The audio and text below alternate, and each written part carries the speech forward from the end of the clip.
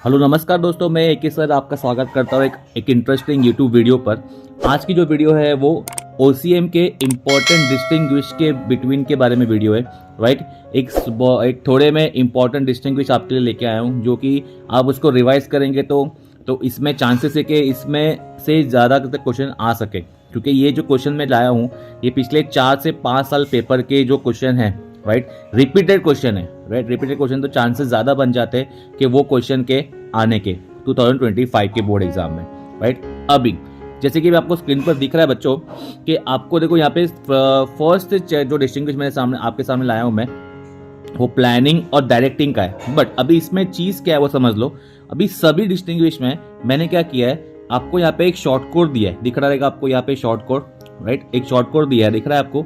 अभी कॉन्सेप्ट क्या है, अभी यहाँ पे ऐसा है कि शॉर्ट कोड जो है ये चैप्टर नंबर अभी देखो 2 में लगा है। अभी शॉर्ट कोड क्या है, MRF लोन, MRF लोन करके शॉर्ट कोड है।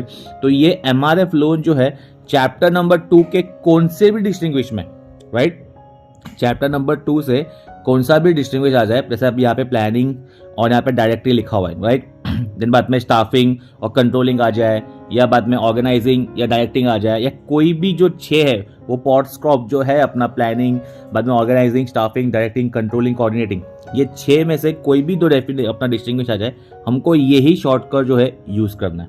अब है क्या ये, आओ समझते हैं। अब देखो इसमें कैसे दिया है, मैंने 2 आपके एग्जाम्पल के लिए पॉइंट ऑफ व्यू से लाया हूँ मैं। देखो यहाँ पे दिख रहा है फर्स्ट डिस्टिंग्विश जो है, इसको मार्क कर लो बच्चा। इसका PDF लिंक आपको जो है डिस्क्रिप्शन में मिल जाएगा। राइट, अपना टेलीग्राम चैनल पे आप ज्वाइन कर लो, तो आपको टेलीग्राम पे अपलोडेड मैं आपको दे दूंगा। राइट, अगर चैनल पे नए हो तो चैनल को सब्सक्राइब कर लो, ताकि ऐसे इंटरेस्टिंग वीडियो आपको मिलती रहेगी।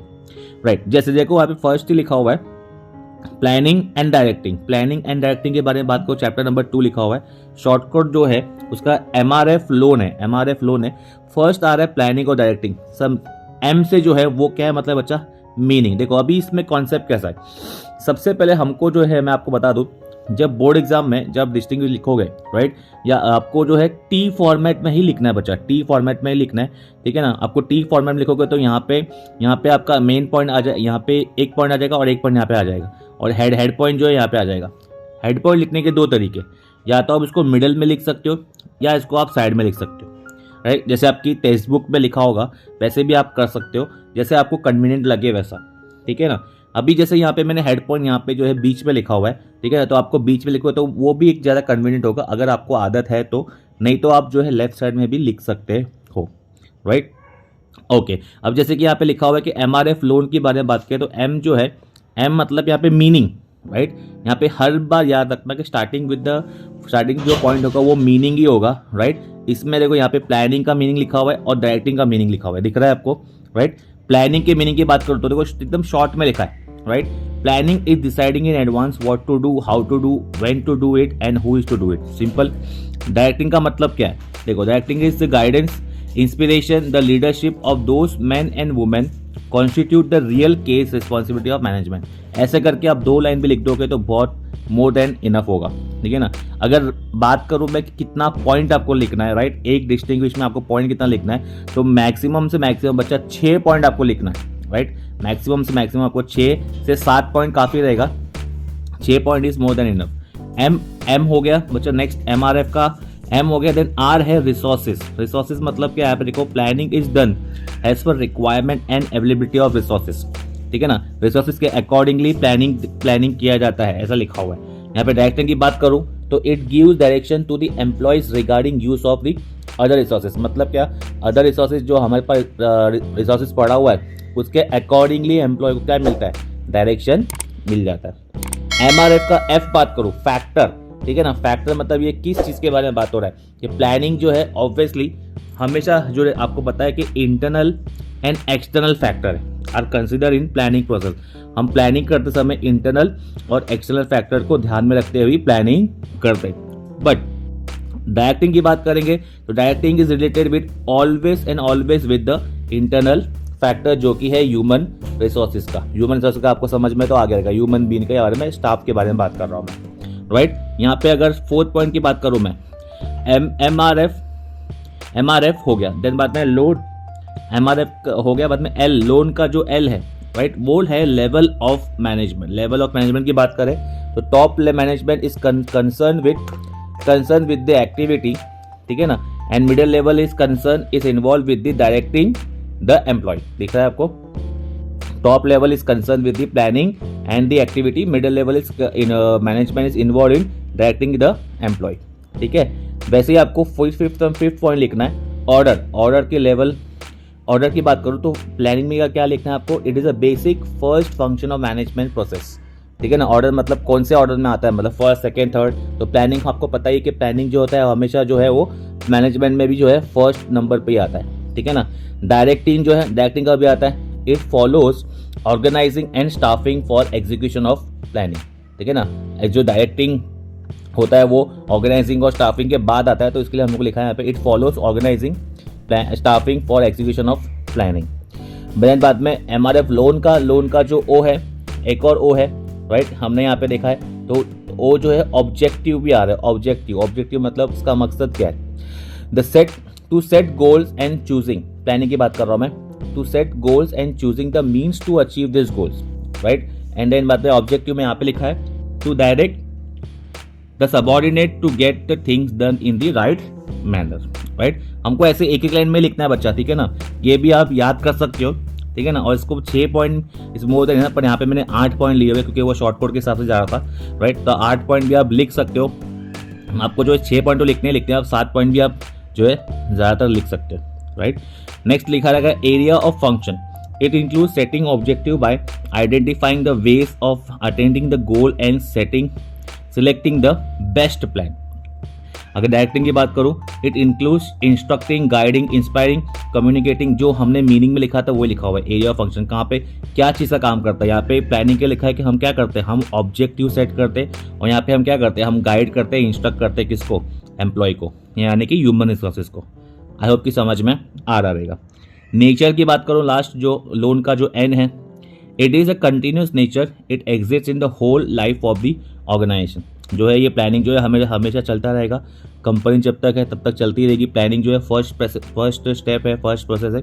प्लानिंग कभी ना रुकने वाला, कभी ना थमने वाला प्रोसेस है। डायरेक्टिंग की बात करूँ तो this continuous process is necessary in the process of achievement of the goal. ये भी डायरेक्टिंग जो है ये भी कंटिन्यू प्रोसेस है, क्योंकि अपने गोल को अचीव करना है। तो आई होप कि समझ में आ गया रहेगा आपको। जो जैसे कि आपको मैंने बताया कि चैप्टर नंबर 2 से कोई भी आपको जो है डिस्टिंग्विश आता है तो आप ये शॉर्ट कोड के हिसाब से आप कर सकते हो। शॉर्ट कोड है एमआरएफ लोन, ठीक है। जैसे मैंने एक और एग्जांपल यहाँ पे लिया है बच्चा, एक और एक इंपॉर्टेंट डिस्टिंग्विश लिया है, कंट्रोलिंग एंड कोऑर्डिनेटिंग। ये डिस्टिंग्विश का जो लिंक है आपको मेरे टेलीग्राम चैनल पे मिल जाएगा। अगर टेलीग्राम चैनल पे ज्वाइन नहीं हुए तो आप ज्वाइन हो जाओ वहाँ पे, ठीक है। कंट्रोलिंग एंड कोऑर्डिनेटिंग की बात करूँ तो अगेन देखो एमआरएफ लोन जो है शॉर्ट कोड मैंने यूज़ किया है यहाँ पे, राइट। सेकेंड चैप्टर की बात कर रहा था मैं, कोई भी सेकेंड चैप्टर से आ रहा है तो हमको एमआरएफ लोन ही यूज़ करना है। अगेन इसमें भी मीनिंग है, दिख रहा रहेगा आपको मीनिंग। कंट्रोलिंग और कोऑर्डिनेटिंग का मतलब पता ही है आपको, ठीक है ना। एक में 2 लाइन ज़्यादा एक्सप्लेन कर रहा हूँ आपको। Controlling is the process of taking steps to bring actual result and desire result closer. समझ में आ रहा है, एक्चुअल रिजल्ट कितना है और डिजायर रिजल्ट कितना है, उसको दोनों को साथ में लेकर आने का काम करता है कौन, कंट्रोलिंग। कोऑर्डिनेटिंग मतलब क्या, म्यूचुअल एग्रीमेंट या mutual understanding. Coordination is the orderly arrangement of group effort to provide unity of action in the pursuit of common goal. मैं बताया ना आपको, कॉमन गोल को अचीव करने के लिए, ठीक है ना, हम लोग ने क्या किया, ग्रुप एफर्ट लगाना है, उसको बोलते हैं कोऑर्डिनेशन, मतलब म्यूचुअल अंडरस्टैंडिंग, आपसी तालमेल, राइट। ये हो गया एमआरएफ का एम। रिसोर्सेज की बात करेंगे तो कंट्रोलिंग में क्या लिखना है, it is related to all organization resources which help to achieve goal of organization. यहाँ पे कोऑर्डिनेटिंग की बात करूँ तो it is related to human resources, right.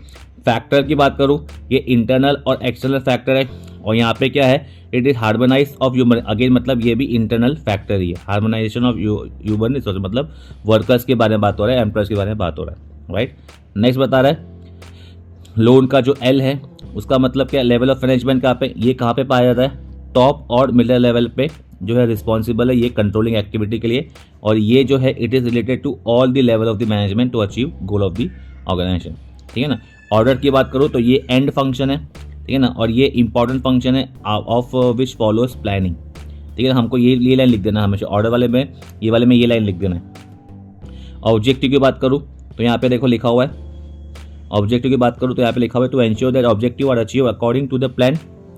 According to the plan, जो प्लानिंग क्या है उसके हिसाब से ऑब्जेक्टिव हमारा जो है वो अचीव होना चाहिए। ऑब्जेक्टिव यहाँ पे बात करूँ मैं, to ensure harmony of effort of employ. Harmony employees के बारे में ज़्यादातर यहाँ पे बात की हुई है, ठीक है। Smooth functioning of the organization, right. Area of function की बात करूँ मैं, ठीक है ना, जो लोन का जो है ए है, देन बाद में it include setting of standard measurement and comparison with actual performance and taking corrective steps when ever necessary. मतलब स्टैंडर्ड टाइम और एक्चुअल टाइम जो है उसके बारे में जो डिफरेंस आता है, राइट। अगर मैं स्टैंडर्ड टाइम एक्चुअल टाइम की बात करूँ, सपोज करो कि स्टैंडर्ड टाइम जो है, ये स्टैंडर्ड टाइम जो है, ठीक है ना, वो एक कंपनी ने बोला है कि आपको 100 यूनिट प्रोड्यूस करना है, राइट। और एक्चुअल टाइम जो है एक पर्टिकुलर एम्प्लॉय ने जो लिया है वो 80 का ही लिया, 80 यूनिट वो प्रोड्यूस कर पाया। उसका डिफरेंस की अगर मैं बात करूँ तो कितना हो गया बच्चा, डिफरेंस आ गया 20 का। तो 20 का जो डिफरेंस है उसको बोलेंगे हम लोग डीविएशन। तो इसकी बात हो रही है यहाँ पे, राइट। ये यहाँ पे इसके बारे में जो फोकस करता है वो डिफरेंस जो है एक्चुअल परफॉर्मेंस को कंपेयर करता है स्टैंडर्ड मतलब कंपनी ने दिया हुआ टारगेट, एक्चुअल मतलब एक वर्कर ने लिया हुआ समय या फिर वर्कर ने किया हुआ काम। आपकी समझ में आ गया रहेगा। लास्ट लिखा हुआ है एंड नेचर की बात कर रहा हूँ, it is a process which starts once the actual plan is executed. अगर यहाँ पे बात करूँ मैं, this is the continuous process related to all manager level. I hope की समझ में आ गया रहेगा। वैसे ही करके देखो, यहाँ पे ऑर्गेनाइजिंग और स्टाफिंग है, इसको भी आप लोग एक बार रीड करोगे तो आपको दिमाग में आ जाएगा, राइट। वैसे चैप्टर नंबर 2 से यही है, राइट। इसका मैं PDF आपको जो है टेलीग्राम चैनल पे आपको मिल जाएगा। अगर मैं 4th चैप्टर की बात करूँ तो ये 4th चैप्टर में मोस्ट इंपॉर्टेंट क्वेश्चन आता है बच्चा, ठीक है ना। Commercial bank and central bank की बात करूँ तो मैं, कमर्शियल बैंक और सेंट्रल बैंक, इसका शॉर्ट कोड अलग है। इसका शॉर्ट कोड है MP लोन। MP लोन दिख रहा है आपको, MP लोन, राइट। मतलब यहाँ पे हमको अभी 4th चैप्टर में से ये क्वेश्चन के लिए हमको अवेलेबल करना है MP लोन, राइट। यहाँ पे सेंट्रल बैंक और कमर्शियल बैंक के लिए M का मतलब है मॉनेटरी पॉलिसी, P का मतलब है प्रिंटिंग ऑफ करेंसी। जैसे अगर मैं एक्सप्लेन करूँ आपको, मॉनेटरी पॉलिसी, सेंट्रल बैंक क्या करता है, फ्रेम करता है मॉनेटरी पॉलिसी। आपको पता है कि नोट छापने का जो जिम्मेदारी है और जो मोनोपोली है वो RBI यानी कि सेंट्रल बैंक की ही है, राइट। कमर्शियल बैंक की बात करो तो commercial bank do not frame any monetary policy. Commercial bank को कोई भी राइट नहीं है मॉनेटरी पॉलिसी, मॉनेटरी मतलब मनी पॉलिसी फ्रेम करने का, राइट। प्रिंटिंग ऑफ करेंसी, बताइए आपको कि सेंट्रल बैंक क्या करता है, प्रिंट करता है। Commercial bank can not print, right. Can not print भी लिख सकते हो या डज नॉट प्रिंट भी लिख सकते हो, राइट। लोन की बात करो अगर मैं, सेंट्रल बैंक प्रोवाइड करता है loan to bankers and financial institution, और कमर्शियल बैंक इसको लोन प्रोवाइड करता है इंडस्ट्री और कॉमर्स को, ठीक है ना। ओनरशिप की बात करूँ यहाँ पे, it is own and control by government of India, ठीक है ना। और यहाँ पे इट इज़ ओन प्राइवेट और by the government agency, right. Acceptance of currency की बात करूँ अगर मैं, यहाँ पे MP लोन का जो A है, acceptance of currency, the central bank does not accept deposit from the public, ठीक है ना। कमर्शियल बैंक डिपॉजिट एक्सेप्ट करता है पब्लिक से। ये डिफरेंस सिंपल है बच्चा, एक लाइन में लिखना है अपने को, लेकिन यहाँ पे 6 डिस्टिंग्विश नंबर लिखे हुए। नंबर ऑफ बैंक की बात करूँ, there is only one central bank RBI in India. India की बात करो तो एक ही है अपना सेंट्रल बैंक जो कि RBI है, और कमर्शियल बैंक बहुत सारे अपने इंडिया के अंदर। आई होप की समझ में आ गया रहेगा। ये भी एक इंपॉर्टेंट डिस्टिंग्विश है बच्चा, ठीक है ना। अगर नेक्स्ट डिस्टिंग्विश की बात करूँ मैं, देखो ये लाइफ इंश्योरेंस, फायर इंश्योरेंस और मरीन इंश्योरेंस, ये तीनों में से कोई भी दो तो 100% दिखने वाला है बच्चा वहाँ पे, ठीक है ना। तो इसका शॉर्ट कोड भी हमने बनाया, राइट। यहाँ पे लिखा हुआ है कि MP sit please, right. Life insurance और फायर इंश्योरेंस, मीनिंग के बारे में बात करेंगे तो मीनिंग क्या है, लाइफ इंश्योरेंस का मीनिंग अपने को लिखना है, 2 लाइन का जो मीनिंग है वो लिख देना। A contract where the insurance company undertake to pay a certain sum of money either on death और maturity whichever is earlier consideration के हिसाब से, उसको बोलते हैं आप लोग क्या बोलते हैं, लाइफ इंश्योरेंस। फायर इंश्योरेंस की बात करूँ मैं, a contract in which insurer promises to pay compensation to insured if something happens to subject matter due to fire related। मतलब क्या कोई प्रोडक्ट के लिए हम लोग जो है या कोई गुड्स के लिए हम लोग जो इंश्योरेंस ले रहे हैं उसको बोलेंगे वो फायर इंश्योरेंस ले रहे हैं तो उसको बोलेंगे फायर इंश्योरेंस, और जो हम लोग लाइफ के लिए ले रहे हैं तो उसको बोलेंगे life insurance. Policy taken by, ये कौन ले सकता है? इंडिविजुअल ले सकता है अपने लाइफ के लिए और अपने फैमिली मेम्बर्स के लिए, राइट। यहाँ पे फायर इंश्योरेंस की बात करो तो इंडिविजुअल ले सकता है बट अपने प्रॉपर्टी के लिए, ठीक है ना, प्रॉपर्टी बाय बिजनेसमैन, उनके गुड्स के लिए, प्रॉपर्टी बिजनेस और अपने यहाँ पे लाइबिलिटीज़ को कवर करने के लिए। नेक्स्ट बता रहे सब्जेक्ट मैटर की बात करूँ मैं, in life insurance the life of the ensure is a subject matter, ठीक है ना, लाइफ के बारे में बात हो रही है यहाँ पे। फायर इंश्योरेंस के अंदर the goods and the asset of the property is ensure, क्या चीज़ को मतलब कवर हो रहा है, मतलब सब्जेक्ट मतलब क्या चीज़ कवर हो रही है। यहाँ पे एक पर्टिकुलर पर्सन की लाइफ कवर हो रही है, लाइफ का जो रिस्क है वो कवर हो रहा है। यहाँ पे जो है गुड्स एंड असेट कवर हो रहा है और दी प्रॉपर्टी कवर हो रहा है फायर इंश्योरेंस की बात करो तो। नेक्स्ट बताया सरेंडर ऑफ पॉलिसी मतलब क्या, the policy can be surrender मतलब गिव अप मतलब क्या, वापस देना, राइट, क्लेम करना before the expiry of the term subject certain condition. हम लोग जो अपनी जो पॉलिसी को है वापस फिर से जो है दे सकते हैं, बंद करा सकते हैं, राइट। ये सरेंडर नहीं हो सकता, कौन सी, फायर इंश्योरेंस की बात है। नेक्स्ट आ रहा है इंश्योरेबल इंटरेस्ट की बात करो अगर मैं, insurable interest is it must exist at the time of contract, it must exist both at the time of contract and also at the time of loss. आज आपकी समझ में आ रहा रहेगा। टेन्योर की बात करूँ अगर मैं, policy can be issued for any number of years even until the death of the assured मतलब जिसने पॉलिसी लिया है। यहाँ पे बात करो it is generally for a shorter period like 1 year, right. बाद में 1 ईयर के बाद में क्या होता है, रिन्यू होता रहता है, राइट। पी के बारे में बात करूँ मैं, प्रिंसिपल ऑफ इंडेमनिटी, उसका मतलब देखते हैं। It is not applicable has a human life can not be valued in terms of money for calculating actual loss, ठीक है ना। It is applicable has insurance company compensate for the financial loss, यहाँ पे loss का जो है नाप सकते तोल सकते, यहाँ पे लॉस को जो है नाप सकते तोल सकते नहीं, मतलब ह्यूमन की लाइफ, मतलब बोलते हैं ना इंसान की लाइफ तो इन अनमोल होती है ना, उसको उसकी लाइफ का कोई मोल नहीं होता है, राइट। वैसे हमको उसको नाप सकते तोल सकते नहीं है, पर यहाँ पे हम गुड्स के पॉइंट ऑफ व्यू से नाप सकते तोल सकते हैं, राइट। नेक्स्ट आ रहा है बच्चा अपना लाइफ इंश्योरेंस और मरीन इंश्योरेंस, इसको भी आप लोग जो है एक बार गो थ्रू कर सकते हो, राइट। देखो वही शॉर्ट कोड है MP सिट प्लीज, ठीक है ना, इसको भी गो थ्रू कर लेना, इसमें डेफिनेटली आपको एक आंसर तो डेफिनेटली मिलेगा। चलिए इसके बाद मेरे को फायर इंश्योरेंस, मरीन इंश्योरेंस, 3 में डेफिनेशन बता दिए, life insurance, marine insurance, then बाद में पहले आपको ने किया अभी life insurance, fire insurance, then last में है यहाँ पे एक और है fire insurance and marine insurance. चलिए उसके बाद में नेक्स्ट क्वेश्चन की बात करूँ, फिक्स डिपॉजिट, सेविंग डिपॉजिट, ठीक है ना, saving fix deposit account and saving account, chapter number 4, इसका जो है शॉर्ट कोड जो है MFD NRI, ठीक है। इसमें देखो मीनिंग लिखा हुआ है, फिक्स डिपॉजिट का मतलब क्या है, ये it is that account where a fix number sum of money is deposited for fix period, right. Saving account मतलब क्या, जो हमारा और आपका है ऑब्वियसली, ठीक है, हम सबका जो अकाउंट बैंक में होता है, नॉर्मल अकाउंट की बात हो रही है, ये कौन ओपन करता है, हम जैसे इंडिविजुअल लोग।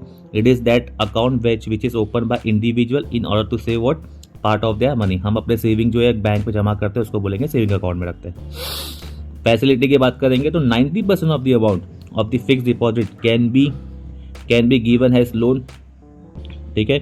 और यहाँ पे बात करेंगे नो ओवरड्राफ्ट फैसिलिटी गिवन, यहाँ पे लोन मिल सकता है FD के ऊपर, यहाँ पे लोन, यहाँ पे ओवरड्राफ्ट फैसिलिटी हमको नहीं मिलेगी अपने अमाउंट पे। डॉक्यूमेंट की बात करेंगे the bank use fix deposit receipt मिलता है, ठीक है ना, कस्टमर को जो एक एक्नॉलेजमेंट बोल सकते हैं हमको, उसको वो मिलेगा आप जब फिक्स डिपॉजिट भरते हो तभी। और यहाँ पे हमको क्या मिलता है, पासबुक मिलता है, चेक बुक मिलता है एंड पे इन स्लिप मिलता है कस्टमर को, राइट। नेचर ऑफ अकाउंट की बात करूँ तो it is for fix period of time except when fix deposit receipt is renewed, एक सर्टन टाइम के लिए होता है और सर्टन टाइम खत्म होने के बाद इसको रिन्यू कर सकते हैं, और ये कंटिन्यू रहता है इन नेचर जब तक हम उसको अकाउंट को वाइंड अप नहीं करें तब तक, राइट। नेक्स्ट आ रहा है NRI का जो R है restriction, second last point, amount becomes due on the expiry of the fix period if withdrawn earlier then the rate of interest will be less, obviously maturity से पहले ही, suppose कि 10 साल तक का मैंने जो है FD करवाया, राइट, और 5 साल में ही 5वें साल में ही मैंने जो विड्रॉ कर लिया, जो मुझे रेट ऑफ इंटरेस्ट मिलने वाला था 10 साल में उतना मुझे नहीं मिलेगा, मुझे कम करके डिडक्ट होके मिलेगा यहाँ पे। बट ऐसा कुछ भी नहीं है, the customer have certain restriction on withdrawal, हाँ, पर यहाँ पे जो है अपने पैसे को विड्रॉ करने के लिए RBI के जो रूल है उसको सर्टन रिस्ट्रिक्शन है, जैसे कि 50,000 के ऊपर निकालेंगे तो भाई अपने को सर्टन अपने डॉक्यूमेंट पैन कार्ड आधार कार्ड वगैरह जो है सबमिट करने पड़ते हैं। अलग अलग बैंक का अलग अलग रूल्स है। लास्ट आ रहा है इंटरेस्ट रेट की बात करेंगे। इंटरेस्ट रेट जो है, interest rate is higher longer period, higher will be the rate of the interest. जितने लंबे समय के रखेंगे उतना लंबा अपने को जो इंटरेस्ट मिलेगा, राइट। और यहाँ पे इंटरेस्ट रेट क्या है, नॉर्मली सेविंग अकाउंट में लो होता है। ईजी है बच्चा। IMFD NRI, ये शॉर्ट कोड याद रखना है बस, खाली बस आपको शॉर्ट कोड याद रखना है। पेपर में जो है शॉर्ट कोड के हिसाब से आप जो आंसर लिख सकते हो, राइट। उसके बाद BPO और KPO, ये चैप्टर नंबर 5 से है, BPO और KPO, राइट। ये बहुत ज़्यादा, ये भी इंपॉर्टेंट, इसका भी शॉर्ट कोड है MTR-FD। MTR-FD इस, ये MFD NRI था, ये MTR-FD, राइट। हमेशा याद रखना, सबसे पहला फर्स्ट पॉइंट जो M है वो मीनिंग का ही होगा, राइट, मीनिंग का ही होगा। इसको भी देख लो फटाफट। इसमें क्या है, BPO और KPO के बारे में बात हो रही है। BPO refers to the outsourcing of non primary activity of the organization to a external organization to minimize cost and increase efficiency. KPO का मतलब क्या है, KPO is another kind of outsourcing where by function related to the knowledge and information are outsource to the third party. ठीक है ना। यहाँ पे मतलब क्या बोल रहा है, BPO मतलब क्या, नॉर्मल जो BPO, अब पहले सबसे पहले तो आउटसोर्सिंग का मतलब क्या होता है। आउटसोर्सिंग मतलब कंपनी जो है हमारी जो नॉन कोर एक्टिविटी होती है वो किसी ऐसी एजेंसी को देती है जो पर्टिकुलर फील्ड में एक्सपर्ट है। से फॉर एग्जांपल कॉलेजेस का मेन काम क्या होता है, एजुकेशन प्रोवाइड करना, राइट। कॉलेजेस का मेन काम एजुकेशन, तो वो कोड एक्टिविटी हो गया। उनके लिए नॉन कोड एक्टिविटी क्या हो गया, कैंटीन का जो कॉन्सेप्ट है वो नॉन कोड हो गया। अब बाद में सिक्योरिटी गार्ड का जो कॉन्सेप्ट है वो नॉन कोड हो गया। तो ये सब काम जो है वो ऐसी एजेंसी को दे देंगे जो वो काम में एक्सपर्ट है, राइट। चलो उसको बोलेंगे हम लोग आउटसोर्सिंग। BPO के बारे में बात करेंगे तो BPO जो है यहाँ पे नॉन प्राइमरी एक्टिविटी से डील करता है, जो कि एक्सटर्नल ऑर्गेनाइजेशन से मिनिमाइज कॉस्ट करके एफिशिएंसी बढ़ाता है, राइट। एंड बाद में KPO की बात करेंगे तो यहाँ पे वो related to knowledge and information outsource, ठीक है, टू थर्ड पार्टी। ये ज़्यादा नॉलेजेबल कॉन्सेप्ट है। Talent required in employees, BPO के अंदर गुड कम्युनिकेशन स्किल्स होना चाहिए जो काम कर रहे हैं। KPO के अंदर प्रोफेशनल क्वालिफिकेशन होना चाहिए, क्वालिफाइड वर्कर्स होने चाहिए। रिक्वायरमेंट की बात करूँ अगर मैं, ठीक है ना, रिक्वायरमेंट की अगर बात करूँ, BPO रिक्वायर्स प्रोसेस एक्सपर्टीज, ठीक है। KPO requires knowledge expertise. Process के बाद जो काम कर रहे हैं उनको प्रोसेस के बारे में जानकारी होनी चाहिए और इनको यहाँ पे नॉलेज होना चाहिए जो एक्सपर्ट होंगे पर्टिकुलर फील्ड के अंदर। फोकस ऑन, किस पे फोकस करता है BPO, focus on low level process, KPO focus on high level process. Opposite है देखो, ठीक है ना। डिग्री ऑफ कॉम्प्लेक्सिटी की बात करूँ, BPO is less complex, KPO is complex मतलब डिफिकल्ट। समझ में आ रहा है, ये थोड़ा कम डिफिकल्ट है, ये थोड़ा डिफिकल्ट है, राइट। चलो उसके बाद में नेक्स्ट जो आ रहा है E-बिजनेस एंड ट्रेडिशनल बिजनेस की बात करो, चैप्टर नंबर 5 से आराम से, ये बहुत ही ईजी है, ठीक है ना। इसको आराम से आप देख के एक लाइन का भी देखो, आराम से अपन जो इसको करके निकल सकते हैं। देखो E-बिजनेस ट्रेडिशनल बिजनेस, इसको एक बार आप रीड करोगे तो आराम से आ जाएगा। आई थिंक आपको ये बहुत ही ईजी पॉइंट है, राइट। चलिए नेक्स्ट जो आ रहा है नेशनल कमीशन और डिस्ट्रिक्ट कमीशन। मैं आपको जो बताया था लास्ट टाइम भी, मैं जब इंपॉर्टेंट नोट्स भी जो बनाए, राइट, उसके अंदर मैंने बताया कि ये 7 चैप्टर से जो क्वेश्चन है वो 110% एक डिस्टिंग्विश तो आता ही है। नेशनल कमीशन या स्टेट कमीशन या डिस्ट्रिक्ट कमीशन या स्टेट कमीशन या डिस्ट्रिक्ट कमीशन या नेशनल कमीशन, उसके बारे में बात हो रही है, राइट। चलिए देखते ये कोर्स देखते हैं। नेशनल कमीशन किसको बोलेंगे हम लोग, कंज्यूमर डिस्प्यूट रिड्रेसल फोरम है ये, ठीक है ना। सोल्यूशन का फोरम है at the national level establish by what, central government by notification is known as national commission. National commission क्या है, जो डिस्प्यूट रिड्रेसल मतलब सोल्यूशन, फोरम है, कोर्ट है, किसके लिए, कंज्यूमर का कोर्ट है जो सेंट्रल गवर्नमेंट ने जो है इस्टेब्लिश किया है, ठीक है ना, उसको बोलेंगे नेशनल कमीशन। डिस्ट्रिक्ट कमीशन क्या है, सेम लिखना है, consumer dispute resolution forum at the district level बोलना है, बस ये सेम लिखा है। यहाँ पे देखो ये सेम पॉइंट को कॉपी पेस्ट करना है, ये पॉइंट को यहाँ पे सेम कॉपी पेस्ट करना है, खाली ये नेशनल यहाँ पे लिखा हुआ है, यहाँ पे से आपको डिस्ट्रिक्ट लिख देना है, ठीक है ना। पर यहाँ पे जो है नेशनल को जो सेंट्रल गवर्नमेंट अपॉइंट कर रहा है, डिस्ट्रिक्ट को जो है स्टेट गवर्नमेंट अपॉइंट कर रहा है, ये याद रखना, बस ये 2 चेंज करना है, ठीक है ना, बाकी सब सेम रहेगा। मेंबर की अगर बात करेंगे, मेंबर कितना आपको नंबर्स याद रखने पड़ेंगे, वो not less than 4 and not more than such number of member has may be prescribe, ठीक है ना। यहाँ पे नॉट लेस देन 4 मतलब 4 लोग तो चार लोग तो होने ही चाहिए, नॉट लेस देन 2 2 होने चाहिए, और not such members may be prescribe by the continuation with the central government, ठीक है। यहाँ पे 4, यहाँ पे 2। मेंबर्स का टेन्योर की बात करेंगे, ये भी इंपॉर्टेंट है, ये याद रखना है इसमें। Membership tenure, members can have membership for a term of 5 years और अप टू एज 67 years, ठीक है ना, वो ये याद रखना 5 years और 67 years, और इसमें प्रेसिडेंट का एज जो है वो 70 years है, which ever is earlier. I hope कि समझ में आ गया रहेगा आपको। मेंबरशिप टेन्योर की बात करूँ तो यहाँ पे जो है डिस्ट्रिक्ट वाले में यहाँ पे 65 years है, 5 years and 65 years and 65 years है, ठीक है ना। इसका जो अलग है, बट इसका यहाँ पे जो है ये स्टेट वाले में जो है, ये स्टेट वाले में जो है अपने पढ़ रहे हैं ना, ये वाला स्टेट वाला, राइट, नेशनल वाले में, नेशनल वाले का और स्टेट वाले का सेम रहेगा, राइट, ये याद रखना। चलो उसके बाद में मॉनिटरी जुडिक्शन मतलब कितना किसका एरिया कवर होता है, राइट। अब यहाँ पे बात करें, अगर नेशनल की बात करें, to entertain complaints where value of goods service paid consideration of 10 crore, याद है 10 करोड़ तक का जो अगर वैल्यू होगा तो यहाँ पे कंप्लेंट कर सकते हैं, ठीक है। मतलब क्या, अभी यहाँ पे नेक्स्ट का लेकर डिस्ट्रिक्ट में लिखा हुआ है, यहाँ पे कितना है 1 करोड़, मतलब 1 रुपये से लेके 10 करोड़ तक, सॉरी 1 करोड़ तक, 1 रुपये से 1 करोड़ यहाँ पे आएगा, ठीक है ना। और 1 करोड़ से 1 CR से 10 CR जो है यहाँ पे आ जाएगा अगर गुड्स का वैल्यू रहेगा तो, ठीक है ना। हमने केस स्टडी में भी अभी सॉल्व किया था, केस स्टडी भी आप देख सकते हो जाके, केस स्टडी का वीडियो भी अपलोडेड किया हुआ है, राइट।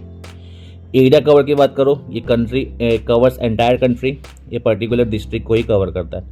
अपील की बात करेंगे तो नेशनल कमीशन पे जो अगेंस्ट अगर अपील करना है तो हम सुप्रीम कोर्ट पे कर सकते हैं, और डिस्ट्रिक्ट कमीशन वाले को हम लोग स्टेट कमीशन में अपील कर सकते हैं, राइट।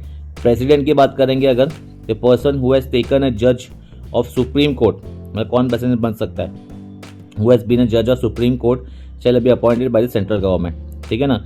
जो सुप्रीम कोर्ट का जो जज हैज़ बीन जो जज रह चुका है, ठीक है ना, और उसको सेंट्रल गवर्नमेंट के द्वारा अपॉइंटमेंट हुआ है, तो वो नेशनल कमीशन का जो है क्या बन सकता है, प्रेसिडेंट बन सकता है। और यहाँ पे जो है a person who is sitting और retired qualified to be district जज, जो डिस्ट्रिक्ट जज का जज रह चुका है वो यहाँ पे प्रेसिडेंट बन सकता है। आई होप कि समझ में आ रहा रहेगा, ठीक है। और एक और डिस्ट्रिक्ट में से बच्चा, नेशनल कमीशन और स्टेट कमीशन सेम है, सेम शॉर्ट कोड है, देखिए शॉर्ट कोड है मैप, इसका भी शॉर्ट कोड आपने देखा ही देगा, ठीक है ना। शॉर्ट कोड है मैप, 2 M है इसमें, सॉरी 4 M है, 2 A है और 1 P है, ठीक है ना। सेम है इसमें, आप सेम इसको एक बार रिवाइज करोगे तो आपको डेफिनेटली इसमें समझ में आ जाएगा, सेम चीज़ आपको लिखनी है, राइट। ओके, तो ये 12 डिस्टिंग्विश जो थे, ये इंपॉर्टेंट डिस्टिंग्विश जो मैंने अपने सर्वे से पेपर से जो है लाया था, ठीक है ना। आप होप कि आपको समझ में आया रहेगा, आई होप कि समझ में आया रहेगा। आपको वीडियो अच्छी लगी तो एक लाइक करना, चैनल को सब्सक्राइब नहीं करा सब्सक्राइब कर लो, ताकि ऐसी ही वीडियो आपको जो है मिलती रहेगी। आपको जो मैंने इंपॉर्टेंट, साथ ही साथ में मैंने जो जस्टिफाई के क्वेश्चन, बाद में मैंने केस स्टडी के क्वेश्चन, राइट, SP के, OC के, इको के इंपॉर्टेंट क्वेश्चन की जो वीडियो है सबकी वीडियो जो है मैं डिस्क्रिप्शन में दे दिया हूँ, आप वहाँ पे से जाके इसको देख सकते हो, राइट। आज के लिए बस इतना ही, मिलते हैं हम अपनी अच्छी किसी अगली वीडियो में। Till then bye bye, take care, जय हिंद।